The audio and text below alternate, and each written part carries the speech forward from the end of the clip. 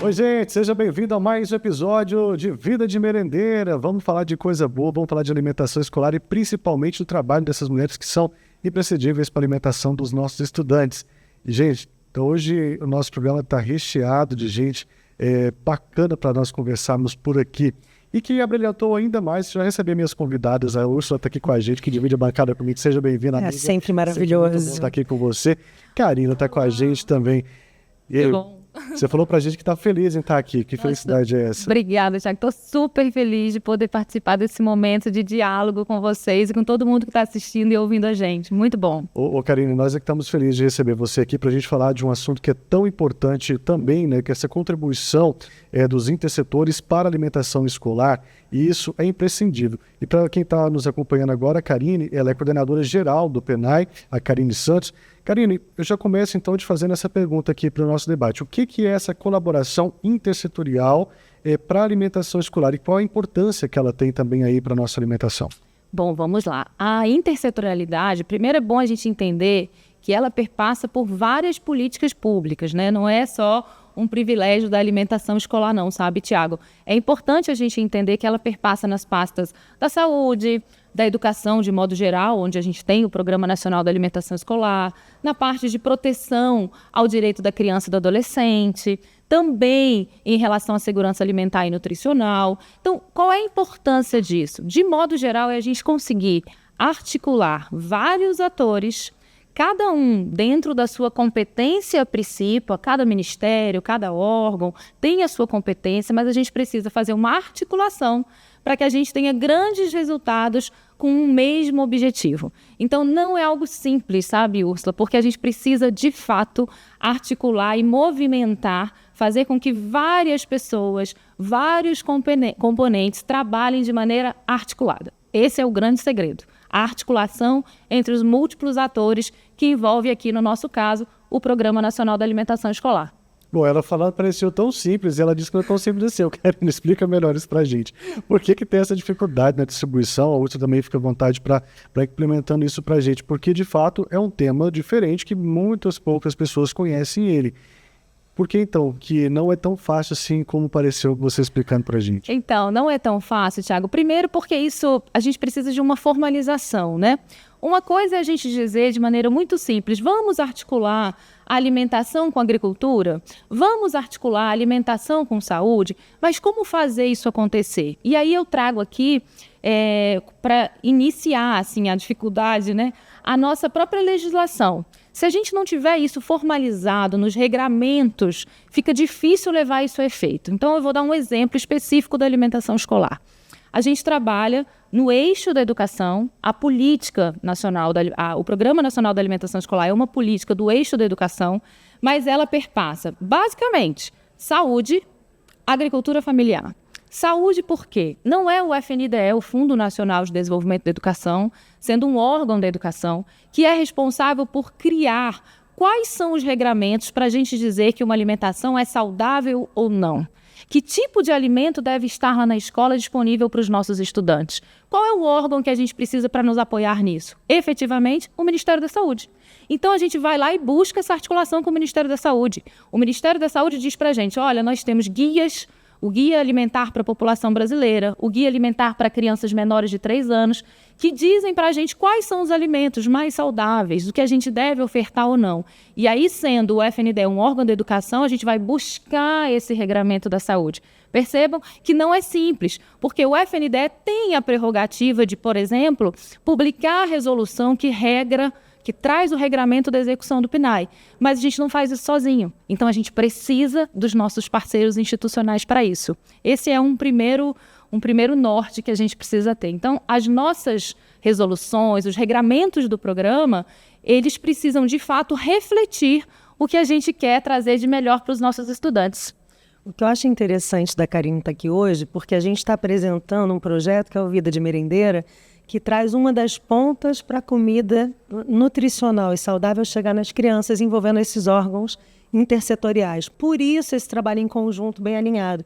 E que também é fundamental quando o nosso programa já é um sucesso e quando a gente exporta essa iniciativa, todo esse movimento nos setores são fundamentais. Então, é interessante para vocês entenderem que não é só trazer uma comida no prato. Esse é o resultado final. Mas tem muito trabalho antes. A Karine passou por vários setores também do programa e também do FNDE. Então, é muito glorioso tê-la aqui.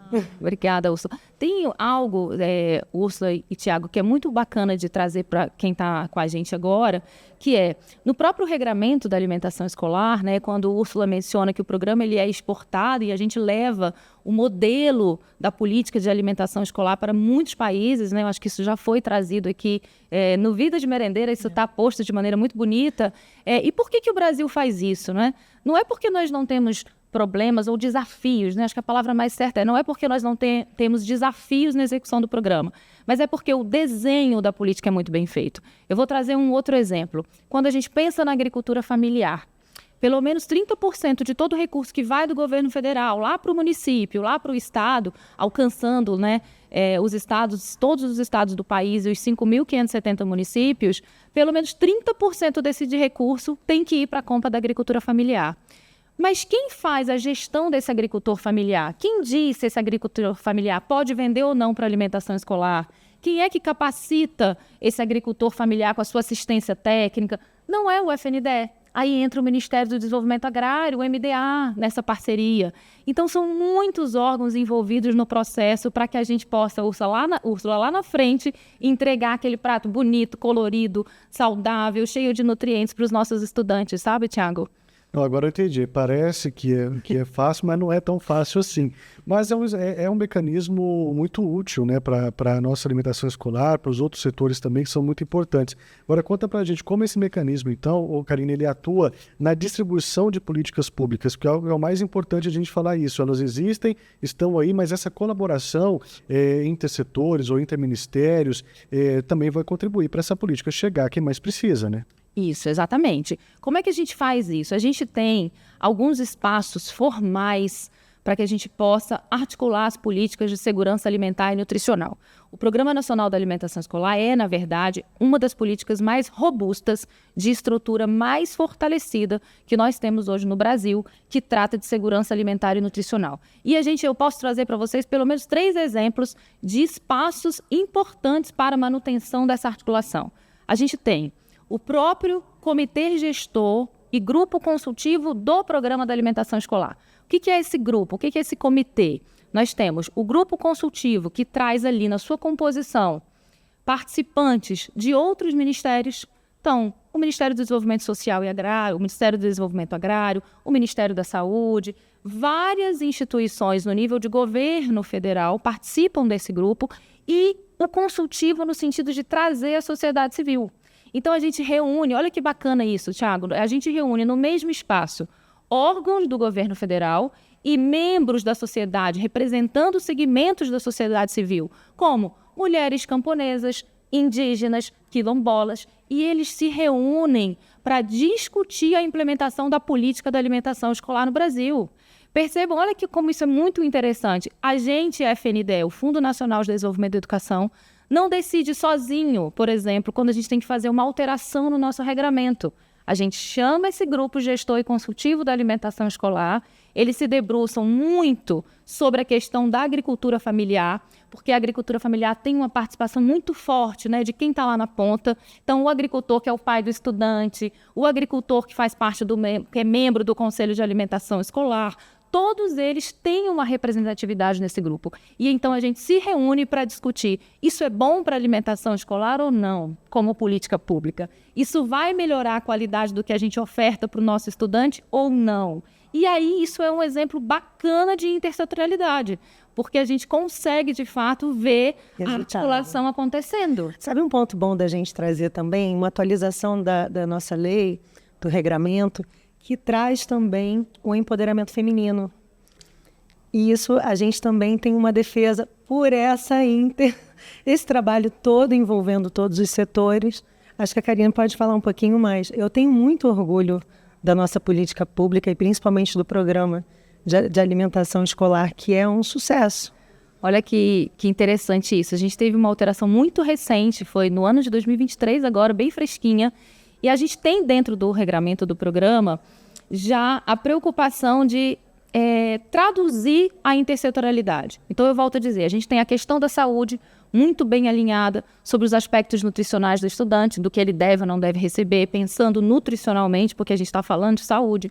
A gente tem a questão da agricultura familiar, porque ali a gente prioriza os grupos indígenas, quilombolas, assentados de reforma agrária. Então, a gente se debruça sobre a importância dos povos e das comunidades tradicionais. Isso está lá no nosso regramento. É prioridade comprar dos povos e comunidades tradicionais nesse contexto. E agora, Úrsula lembrou, o PNAE também trata da questão do gênero. A gente tem uma alteração recente que pelo menos 50% da venda dessa questão da agricultura deve ser paga, efetivada para as mulheres. E é óbvio que isso tem um porquê, né, Tiago? Se a gente olhar para o último censo do IBGE, a quantidade de famílias, de lares que são geridos, cuidados por mulheres é cada vez maior. Então faz todo sentido que as mulheres recebam, né, sejam também priorizadas no momento de vender para alimentação escolar. Eu também tenho muito orgulho disso. Também tem. Isso, por coincidência, se repete em África.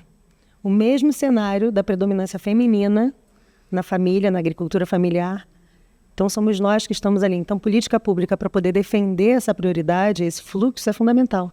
Não, e o mais interessante de tudo isso, né, quando a gente fala dessa participação feminina, do recurso chegar na mão das mulheres, o mais importante é que elas conseguem administrar melhor esse recurso. Ela consegue colocar o alimento dentro de casa, pagar suas contas e continuar investindo na produção para que ela aumente e consiga atender mais número de pessoas. Então, é uma cadeia muito interessante quando a gente pensa nisso, a forma como ela é desenvolvida, principalmente com esse olhar para a agricultura familiar que é tão importante e a presença da mulher nisso. Aí a gente já remete também às nossas merendeiras que já recebem esses alimentos para serem colocados na alimentação. E é uma cadeia que ela fica, né? Ela é fixa e lembra uma fala que nós ouvimos aqui também no nosso podcast, que cria aquele ciclo virtuoso, que eu acredito que seja o mais interessante de tudo isso dentro desse setor, dessa colaboração intersetorial, né? É verdade. Se a gente parar para pensar numa imagem, assim, né? Ultimamente é muito comum a utilização de mapas mentais para você guardar ideias e conceitos. Se a gente parar para pensar numa grande engrenagem, né? Todas essas engrenagens, elas rodam ao mesmo tempo. Então, a agricultura familiar, agora a questão do gênero, a saúde, a educação, porque o programa, ele existe... Qual é o objetivo maior do programa, né? É contribuir exatamente para o crescimento do estudante, para o desenvolvimento biológico, psicológico, social, para o seu rendimento escolar. Assim, se a gente parar para refletir, é um objetivo muito desafiador, porque você olha para o estudante na sua totalidade. Isso é muito bacana, porque a gente não é uma coxa de retalhos, né? A gente precisa se olhar de maneira holística. E o Programa Nacional da Alimentação Escolar faz isso, quando a gente tem toda essa engrenagem de vários temas envolvidos na execução da política. Eu adoro a Karine falando, porque ela traz uma paixão, além do desafio, que faz com que todas as regras, todo esse engajamento e engrenagem se realize. Eu posso fazer uma pergunta? Fiquei com vontade de, assim, você como coordenadora, porque é uma responsabilidade enorme. Qual o seu sonho? Porque, assim, já é um programa estável, exportado, mas eu tenho certeza que você deve ter mais alguns sonhos. Tenho. Nossa, eu tenho alguns sonhos, né, sobre alimentação escolar. E eu gostaria muito, assim, de que... Eu chego a me arrepio, sabe? Porque é uma coisa que mexe muito comigo. Eu trabalho com alimentação escolar há muitos anos, né? Úrsula faz essa menção. E a gente já caminhou muito, né, Úrsula? Se a gente parar para olhar o que foi o programa, quando ele foi pensado lá na sua essência, ele atendia basicamente... Ele não era universal. Ele atendia basicamente as regiões mais carentes do país, onde a gente tem aí regiões socioeconômicas numa condição pior, né? E a gente conseguiu, ao longo do tempo, de todas essas décadas de existência, avançar aí na universalidade. Então, hoje a gente o programa atende todos os alunos matriculados na rede pública da educação básica. Então, vai desde a educação infantil até a educação de jovens e adultos, por exemplo, né? Então, desde a criança, bebê, lá na creche, até o senhor, a senhora que trabalha o dia inteiro na roça, por exemplo, plantando, e que aí à noite vai para a escola porque quer terminar lá o seu antigo colegial, né? Que hoje é o ensino médio. E, então, a universalidade a gente já conseguiu. Mas eu tenho um sonho para além disso, que é conseguir garantir a qualidade do que a gente oferta. A qualidade não só no Brasil, porque o meu sonho é grande, Úrsula, mas mundialmente. A gente teve na África recentemente, e a gente sabe da quantidade de pessoas passando fome, no Brasil ainda e no mundo, né? Então a gente tem um desafio muito grande, porque a alimentação ela é o reflexo direto de você estar vivo ou não. A gente está falando de vidas, né? Então não há sonho diferente, possível que seja diferente disso. A gente tem que sonhar com que a gente não tenha mais fome, com que a gente não tenha mais miséria, com que os nossos estudantes tenham cada vez mais uma alimentação de qualidade e que a gente consiga, né, a partir das políticas públicas, porque são políticas públicas sociais que garantem esse acesso aos alimentos, aos gêneros alimentícios da melhor forma, né? Que as políticas sociais sejam realizadas com efetividade. E aí, dentro desse sonho, sabe, Úrsula, tem uma coisa que é muito importante, que eu já queria aproveitar o gancho e trazer, Tiago. A educação como um todo, a gente trabalha considerando as competências e as atribuições de todos os entes. O ente pensando na União, como governo federal, os estados e municípios. E é muito importante que aí agora é a intersetorialidade, mas pensando, na verdade, na articulação federativa, que os entes federados estejam muito articulados para a promoção dessa alimentação adequada, sabe, Úrsula? Isso é um grande desafio também. Então, seria tão bom que todo gestor, né, tivesse clareza, noção de qual é a importância de se ofertar uma refeição de qualidade na escola lá do seu município, do seu estado, né? A gente tem gestores excelentes espalhados pelo Brasil. Então, assim, se eu puder dizer que essa articulação dos gestores, dos entes federados, União, governo federal, né, estados e municípios, ela precisa também cada vez mais caminhar para o êxito, né? Porque é isso que vai garantir também uma oferta bacana, adequada, saudável aos nossos estudantes. Acho que o questionamento que está pautando muito aqui o nosso podcast é justamente o que nós podemos esperar de estrutura de um programa como esse. A gente sabe que dá muito certo, são mais de 15 anos de sucesso e tudo que ele envolve, mas ainda precisa de alguma coisa ser aperfeiçoada para atender um número maior de estudantes dentro da alimentação escolar? Então, Tiago, o que acontece? O programa hoje, como eu mencionei, ele é universal. A gente atende 40 milhões de estudantes, pensando em todas as etapas de ensino e modalidades, né? Com isso, a gente alcança aí quase 150 mil escolas no Brasil inteiro. O programa é gigantesco, fazer gestão disso não é algo simples. Mas a gente precisa também do empenho ou desempenho do gestor local.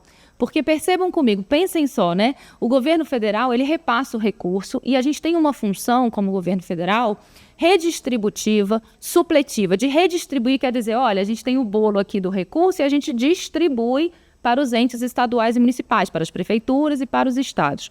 E a gente tem uma função também que é a função normativa, que é aquela função, sabe, Úrsula, que a gente diz, olha, no regramento do programa, pelo menos 30% do recurso tem que ir para a agricultura familiar, tem que priorizar a compra de indígena e quilombola, tem que ter lá um conselho de alimentação escolar com o pai do estudante, verificando se aquela a alimentação está chegando ou não está chegando, se o que está no cardápio está sendo servido ou não, né? Então, a gente precisa disso tudo. Então, o regramento, essa função de trazer o regramento é do governo federal. Essa é uma das nossas atribuições como competência precípua. E o que falta, né, para que a gente tenha grande êxito na entrega da alimentação escolar? Toda vez, Úrsula, que a gente vai dialogar, Tiago, com outros países sobre o programa, quando a gente cita esse número, a gente atende 40 milhões de estudantes, eles quase caem para trás. Como que o Brasil consegue fazer isso? Foi a minha reação aqui, né? Na cara do Tiago foi assim. Foi muita gente de fora. Aí você pensa, no único dia, enquanto a gente está aqui conversando, no dia de hoje, 50 milhões de refeições estão sendo ofertadas nas escolas públicas. Como é que a gente dá conta de tudo isso? A gente dá conta, sabe por quê? Porque não é só a Karine, não é só o Tiago, não é só a Úrsula. A gente tem 5.570 prefeitos, a gente tem 26 secretários de estados, mais o Distrito Federal, a gente tem 150 mil diretores de escolas, a gente tem, se a gente pensar que a gente tem pelo menos uma merendeira por escola, a gente tem pelo menos 150 mil merendeiras, mas aí eu vou além, vamos botar 2 por escola? Pelo menos 300 mil merendeiras. Então a gente tem quantos agricultores? 40 milhões de agricultores, 40 mil agricultores, a gente tem um universo de atores trabalhando todos os dias para que aquela alimentação esteja na escola. Por isso que é um sucesso, né, Úrsula? Não tem como a gente fugir. É muita gente, são muitas mãos cultivando um projeto tão bacana como esse, né? É uma jornada muito plural. Você vê o empoderamento feminino fazendo a diferença com todo cuidado na nossa jornada. E temos também as nutricionistas, que também acabam sendo fundamentais para que aquele prato colorido, bonito, nutricional chegue nas crianças. Olha que bacana isso. A gente tem, dentro dos atores do programa, né, o Fundo Nacional de Desenvolvimento da Educação tem, né, registro sobre quem é nutricionista no estado do Espírito Santo, quem é o conselheiro de alimentação escolar no estado do Ceará. Então, a gente tem hoje, no Brasil, a gente tem 80 mil conselheiros que são os pais dos estudantes, os próprios estudantes, os representantes do executivo, da prefeitura, né, local, agricultores familiares. A gente tem 80 mil conselheiros que verificam, vão nas escolas, acompanham para ver se a alimentação está sendo ofertada ou não. E por outro lado, para fazer um cardápio adequado para os nossos estudantes, pensando lá na saúde, olha, Tiago, a gente volta para a questão da intersetorialidade. A gente tem as nutricionistas. São hoje quase 8 mil nutricionistas que atuam em todo o país, em todos os estados, em todos os municípios, pela alimentação escolar. E aí eu acho que é importante a gente dizer sobre a intersetorialidade nesse processo, que a nutricionista ela tem a competência, Tiago, é só dela, mas ninguém pode preparar o cardápio lá da escola. É ela que vai olhar para aquele aluno, para aquela rede, para quais são os alunos, como são esses estudantes, e pensando no aspecto nutricional, e dizer quais são os alimentos que podem ser ofertados. É interessante a gente pensar nisso, Úrsula, porque, pensando na saúde, né, a gente tem a oferta da alimentação adequada e saudável, é um dos pilares do programa, e a parte de educação alimentar e nutricional também. Porque quando a gente forma hábitos mais saudáveis, especialmente na infância, né? Nossos alunos lá, as criancinhas, a gente consegue prevenir várias doenças crônicas, né? E aí a gente, de novo, tem a questão da intersetorialidade. A gente, com uma alimentação adequada e saudável, com escolhas melhores, a gente previne doenças como hipertensão, diabetes. E aí, de novo, a gente está falando de educação e saúde como uma grande engrenagem. Eu acho que tem... Junta o intersetor de novo. Exatamente. Tem um gancho interessante da gente trazer, porque também tem uma adaptação para a necessidade de cada criança. Então, crianças com cuidados especiais também têm essa atenção no programa. É um programa muito complexo. Quer falar um pouco? Quero, exatamente. A gente tem, né?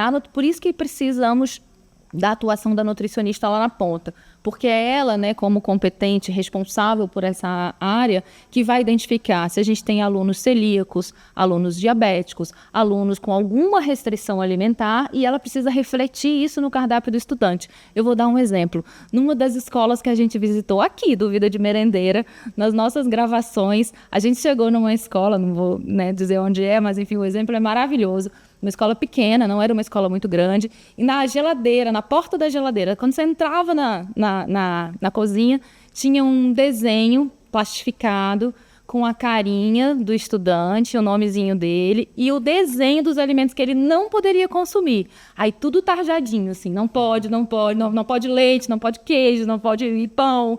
E aí tinha, eu acho que eram 4 ou 5 estudantes, sabe? Então, assim, numa escola pequena, olha que estratégia bonita. Ela olha ali... Escola pequena e pública, né? E pública. A gente tem que lembrar isso sempre, uma escola pequena e pública. E aí todo um cuidado, porque a gente sabe, né, pensando em saúde, a depender do tipo de intolerância, alergia que essas crianças têm, assim, você pode provocar algo muito complicado em termos de saúde, né? Então, esse cuidado é bonito de ver, sabe? Você chega numa escola pública, a merendeira está lá cuidando do estudante a partir do cardápio que a nutricionista fez, da avaliação nutricional, porque olhou para a nossa diretriz. O programa traz isso na nossa resolução, né? Garantir o aspecto nutricional durante o período de permanência do estudante na escola. É muito bonito isso. Pois é, mas aí agora levanta outra questão, porque como eu fiquei assustado com o número de alunos que o programa atende, como que consegue chegar a ser tão particular assim com um aluno específico? Porque é um cuidado extraordinário, né? Então, assim, você vê que esse é um caso que você citou aqui no Distrito Federal, mas de tantas escolas, são 150 mil no país, com certeza outras também fazem isso. São só 8 mil nutricionistas, é um trabalho e tanto, né? É super desafiador, né? Por isso que as nutricionistas, eu costumo dizer que elas são, assim, rainhas, guerreiras, elas se superam, porque se a gente parar para conversar com as nutricionistas, e a gente tem, né, um diálogo muito próximo com as nutricionistas das redes, a gente sabe que o trabalho é muito árduo, né? Não é algo simples, porque você, de fato, pode... se você não fizer uma identificação adequada, né, não ofertar um alimento certo, pode gerar um problema muito grande. Mas o que acontece? Como eu mencionei, a gente tem uma nutricionista responsável técnica pelo programa em cada rede, municipal e estadual. E além dessa nutricionista, a gente tem um corpo técnico de nutrição.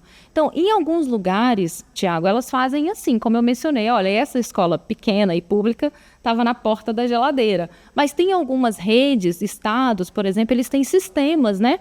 Porque aí eles conseguem mapear melhor esses estudantes, porque a gente tem rede com escolas com 1.000 alunos, 2.000 alunos, né? Se a gente pegar grandes redes, assim, as capitais do nosso país, a gente tem um número de escolas e de estudantes muito grande. Então, elas precisam pensar em estratégias para poder acompanhar. E hoje em dia, a gente sabe que a tecnologia, vamos pensar um pouquinho na tecnologia, vem para nos auxiliar nesses processos, né? Então, não é simples, é desafiador, mas é possível. Estamos fazendo. Mas é um cuidado muito, muito bonito, né, Úrsula? Fundamental. Porque imagina, a gente está falando de escola pública em diversas realidades. Então é um programa que, além de envolver vários setores e vários ministérios, economicamente empodera a família, ajuda a família para esse crescimento e segurança alimentar. Tem uma questão que é super importante falar sobre a intersetorialidade, porque ela precisa acontecer nos 3 níveis de governo. Aqui no nível do governo federal, a gente tem 2 espaços muito bacanas e atuantes, né, nesse sentido, que são o CONSEA, que é o Conselho Nacional de Segurança Alimentar e Nutricional, que está vinculado diretamente à presidência da República do nosso país. Para vocês terem uma noção de quão importante é esse órgão, essa instância que acompanha as políticas públicas de segurança alimentar e nutricional. O CONSEA é um grande espaço com a sociedade civil, com representantes da sociedade civil, para que eles possam trazer suas questões que envolvam melhorias, críticas, reflexões sobre as políticas de segurança alimentar e nutricional. Eles não se detêm especificamente ao PNAE, mas ao Programa de Aquisição de Alimentos, a todas as políticas que tratam de segurança alimentar e nutricional no nosso país. O CONSEA é uma instância de referência sobre diálogo, discussão, coletividade de segurança alimentar e nutricional. E é nesse espaço do CONSEA, olha que bacana isso, Úrsula, é nesse espaço do CONSEA que, por exemplo, os agricultores têm espaço, voz para dizer, olha, lá no meu estado, no meu município não funciona, ou a gente precisa ajustar, precisa melhorar. A gente tem um diálogo muito importante nesse espaço com as comunidades, com os povos e comunidades tradicionais. A pauta indígena e quilombola tem sido olhada com muito cuidado nesses espaços, né? Porque é exatamente o que Úrsula menciona. Nós temos realidades muito diferentes no país. O que acontece, por exemplo, né, de entrega, logística de entrega da alimentação escolar, por exemplo, no Amazonas, é totalmente diferente do que acontece no estado do Rio de Janeiro, né? Então, a gente precisa olhar para essas diferenças. E é a sociedade civil que traz isso para a gente. Aonde é que eles têm voz? Onde é que eles podem falar com a gente sobre isso? Lá no CONSEA. Para quem está em casa, para entender um pouco mais, uma pergunta. Assim, a gente pode dizer que o CONSEA é o lugar de escuta e amadurecimento do programa e das políticas públicas? Exatamente, das políticas públicas voltadas para a segurança alimentar e nutricional. Ele se detém sobre como garantir o direito humano à alimentação.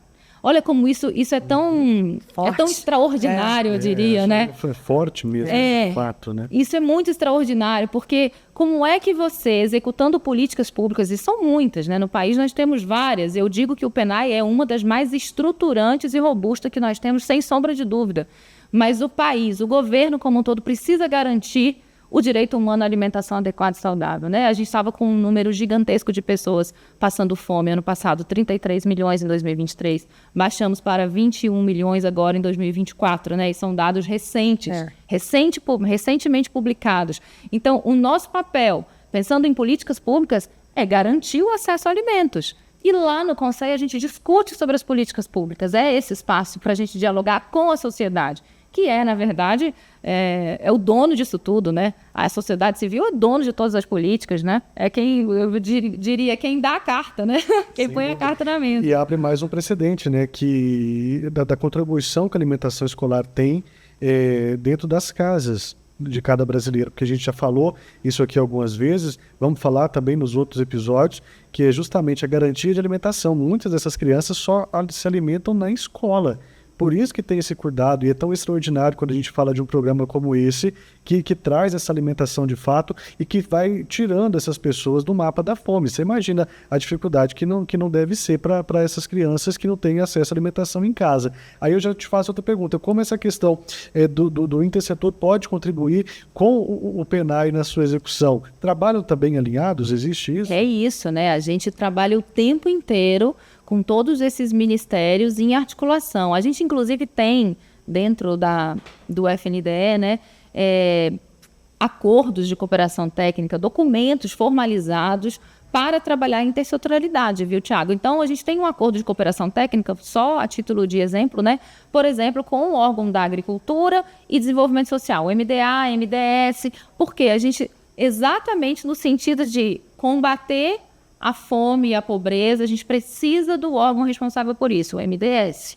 E agricultura familiar, MDA. Então, a gente tem um grande acordo aí com o Ministério da Educação, o FNDE e os demais ministérios, para que a gente possa estimular a questão da oferta de alimentos adequados e saudáveis na escola, né? Então, a gente articulou muitos atores com esse objetivo. O objetivo é o mesmo, mas a gente precisa que cada ator faça o seu papel, gere aí a sua contribuição para que a gente possa alcançar o objetivo maior. Não é fácil. Resumindo, a união é que faz a diferença. Não tem como, assim, a gente vai desenhando tudo isso na mente e a gente percebe que não tem como trabalhar sozinho, né? De fato, precisa dessa questão dos intersetores estarem alinhados. Você trouxe exemplo pra gente da sociedade civil, do próprio agricultor, das famílias, né? Dos pais que estão ali junto com diretores que chegam até geralmente sua delegacia regional de ensino, até chegar aqui no FNDE, passar também por outras coordenadoras. É muita coisa no mecanismo que de fato funciona e que a gente reflete mais uma vez. E tem que ser exemplo para o mundo, né? A gente precisa de exportar um programa como esse, porque é muita pouca gente atendida num planeta que passa fome, que poderia ter uma situação diferente se tivesse um programa estruturado como esse, né? Exatamente. Uma das nossas ações, assim, em relação a, por exemplo, aos nossos projetos de cooperação técnica internacional, né? Eu acho que isso foi dito aqui em algum momento, né? Foi dialogado com vocês, mas a gente alcança aí países da América Latina, Caribe, África, Ásia. E um dos nossos grandes desafios nos países, né, é exatamente conseguir garantir a universalidade do atendimento. Pensando nessa questão da fome, sabe, Tiago? Porque no Brasil o atendimento é universal. Então, o aluno está na escola, está matriculado, aparece lá no nosso registro como aluno matriculado na rede, ele tem direito a receber alimentação escolar. Mas em muitos países não é assim. Eles têm projetos pilotos de atendimento. Então, por exemplo, alguns países atendem só a educação infantil ou atendem só as regiões mais carentes daquele país, como já foi o caso do Brasil. Quando a gente começou com o programa da alimentação escolar, ele também atendia só as regiões mais carentes. Depois é que a gente conseguiu, dada a importância do que é oferecer alimentação no espaço escolar, garantir que o atendimento fosse universal. Então, um dos nossos desafios nos projetos de cooperação técnica internacional é exatamente fazer com que os governos, porque aí passa necessariamente por uma decisão política, por uma decisão de gestão, né? Por uma decisão de gestão pensando no orçamento, na disponibilidade de financeiro, né? Se tem ou se não tem recurso para isso, e qual é a importância que eu, como gestor, dou para o fato de eu ofertar ou não alimentação a todo aluno matriculado na rede, passa por essa decisão, né, política de gestão dos governos dos outros estados, e aí a gente tem um papel de fazer advocacy e dizer, olha, isso é importante, porque você muda a realidade daquela comunidade. E também, a título de exemplo, dos nossos projetos de cooperação técnica, uma das questões mais importantes é a agricultura familiar, porque ela traz esse desenvolvimento local. Empoderamento. O empoderamento, ela mantém o agricultor lá na sua casa, né, no seu espaço, na sua terra. Sem intermediários. Exatamente. Então, isso também é fator que a gente divulga e trabalha muito com os países nos projetos de cooperação. Queria só trazer um ponto. Quando a gente exporta o nosso programa, a gente tem que entender a cultura local. Então, a gente está falando de estrutura, onde a gente leva também tecnologia nossa. Então, sem água, sem luz, como é que a gente produz uma alimentação de qualidade? Como é que a gente adapta o alimento que está no prato da criança? A proteína animal, por exemplo, quase não está presente por essa questão também. Então, usa-se muito a proteína vegetal. Então, toda essa maturidade do programa brasileiro é exportada e adaptada de forma personalizada para cada realidade local. É fundamental, né, que a gente respeite a questão da cultura local. E aí é óbvio, né, assim, cada país tem a sua essência, né, o seu conhecimento, e a gente precisa respeitar isso. É por isso que o programa, na verdade, ele serve realmente como um modelo de política. Olha, nós utilizamos esse modelo, no Brasil deu certo, mas para usar em Moçambique, para usar em Honduras, para usar no Caribe, o que a gente precisa mudar? Talvez aqui não funcione a questão de obrigar pelo menos 30% da agricultura familiar, porque aqui só tem agricultor familiar. Eu não preciso colocar isso na lei, porque o agricultor já vai vender. Então, o interessante, de fato, é você conhecer a realidade local e aí, com eles, né, Úrsula, construir o melhor programa de alimentação escolar, o mais sustentável para aquele país. Bom, em um dos nossos episódios aqui, nós subimos a hashtag, né? Rumo aos 100% de compra da agricultura familiar. Adoro. É possível a gente fazer isso, Karine? Porque, bom, 30% é legal, Adoro a gente sabe disso. Pô, mas 100% seria ótimo. Mas pensa, né? como a gente evoluiu, a gente não tinha nada, já tem 30, e agora a gente quer arrumar 100. A gente não quer... Vou contar como é que estão os nossos dados da agricultura familiar para a gente pensar junto se é possível ou não, mas eu voto que sim.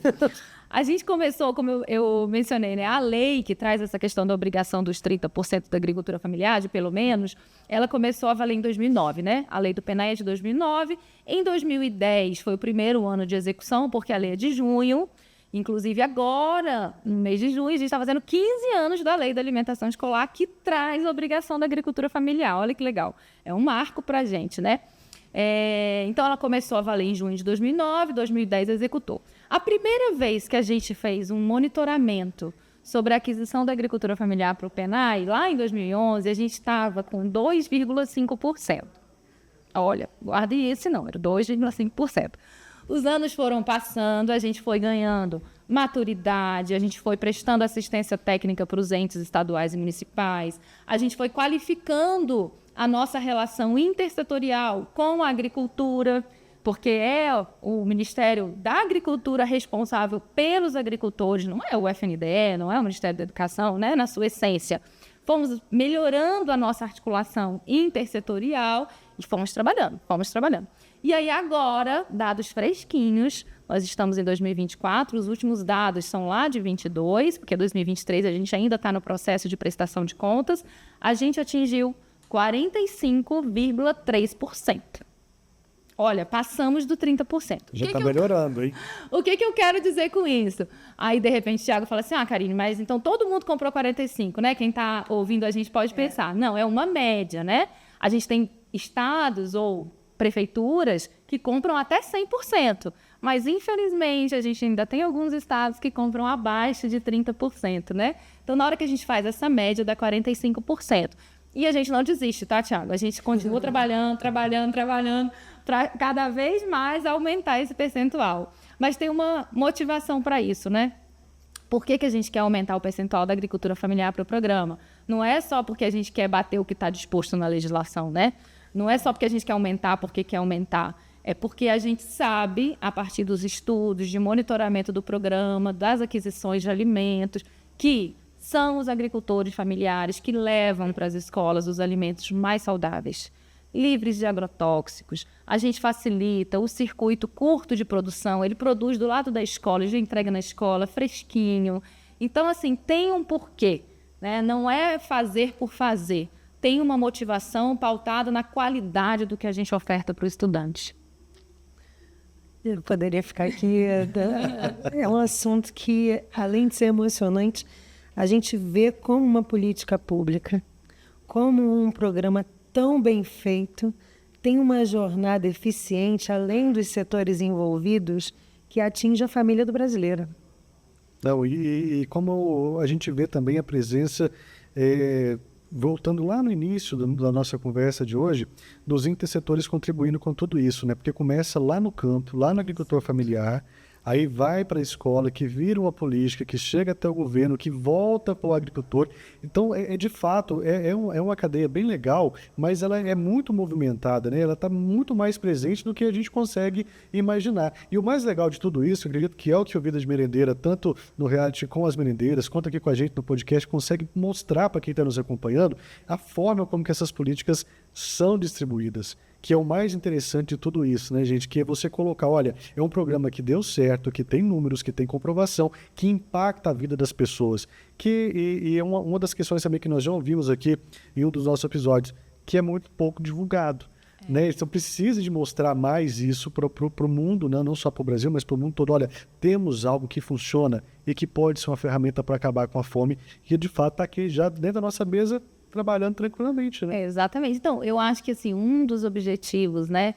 Eu acho que não objetivo, uma das missões, eu acho, do Vida de Merendeira, que eu acho que esse nome missão é bonito, assim, porque diz muito sobre o trabalho que a gente faz todo dia nessa luta, sabe, Tiago? É um trabalho sem fim, né? A gente trabalha, para quem trabalha com educação, é apaixonante. Aí você entra no mundo da alimentação escolar, é mais apaixonante ainda. Então, eu acho que uma das nossas missões, assim, com o Vida de Merendeira, é exatamente dar visibilidade o que é a política, o que é o Programa Nacional da Alimentação Escolar. Dar visibilidade a essas mulheres que atuam todos os dias, né, carregando grande parte dessa entrega, que é o prato pronto na frente do nosso estudante. Então, se a gente conseguir, com o Vida de Merendeira, mostrar, evidenciar a importância do que é essa mulher que está lá na cozinha, que todo dia chega cedo na escola, chega de madrugada, né, gente?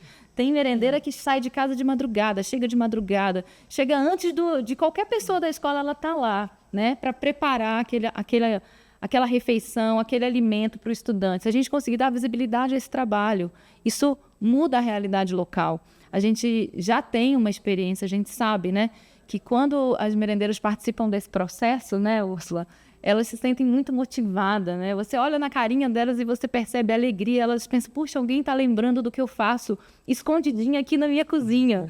Então, acho que se a gente tiver, né, a missão como do Vida de Merendeiras, de dar visibilidade às merendeiras, de dar visibilidade ao que é o Programa da Alimentação Escolar para o Brasil, para a nossa comunidade escolar, né, é super importante. Vocês sabem que tem pais de estudantes que acham que o governo estadual ou municipal ou federal faz um favor, né, de entregar alimentação escolar. Eles não têm clareza de que eles têm direito, que isso é constitucional, que isso, né, está disposto em várias legislações. A gente, inclusive, tem uma parceria forte com o Ministério Público Federal em várias instâncias, em vários espaços, né, exatamente como guardião do direito do cidadão, né, o Ministério Público, porque muitos pais de estudantes não sabem nem que é direito do seu aluno, do seu filho chegar na escola e ter uma refeição. Então, se o programa mostrar, olha, é direito, se você não está recebendo, reivindique, se não é adequado, reclame, né? E, por outro lado, aquilo que funciona, eu acho que é um pouco que você acabou de colocar, sabe, Tiago? É pouco divulgado. Aquilo que funciona precisa ser dito, né? Então, para vocês que têm aí no dia a dia uma alimentação de qualidade, né? Divulga isso, mostra para todo mundo, mostra para a gente. É importante a gente divulgar o que dá certo no país, né? Eu acho que isso é muito bacana também. Pois é justamente por isso que nós estamos aqui, né? Divulgando esse trabalho que é tão bacana, a política pública que funciona, o trabalho também das nossas merendeiras. E eu poderia passar o dia aqui conversando com vocês, meninas, mas infelizmente o nosso tempo chegou ao fim. A gente já vai ter que encerrar. O papo está muito bacana, mas, Karina, eu quero agradecer muito a sua participação aqui com a gente. Muito obrigado. Até uma próxima para a gente falar mais de algo que é tão importante aqui para as nossas crianças, para os nossos alunos do Brasil afora. Tiago, imagina, obrigada a você, obrigada, Úrsula. Eu achei que passou voando esse tempo. Eu me coloco super à disposição, né, como coordenadora dessa área, mas também como cidadã brasileira, que tem o direito, né, de acompanhar a execução das políticas públicas no nosso país. Eu me coloco à disposição e espero que a gente tenha muito êxito no Vida de Merendeira, no Programa Nacional da Alimentação Escolar e no seu programa aqui também. Sucesso para vocês, viu? Eu também estou muito feliz de fazer parte. O nosso objetivo é que vocês tenham orgulho do nosso programa, que é brasileiro, trazendo especialistas para poder contribuir um pouco mais dessa jornada que não é fácil, mas que além de trazer o prato de comida para as crianças e jovens, a gente empodera economicamente também as famílias. É isso, eu que agradeço. Mais uma vez, obrigado então a você. Você está aqui comigo no próximo episódio também, né, Úrsula? Não percam.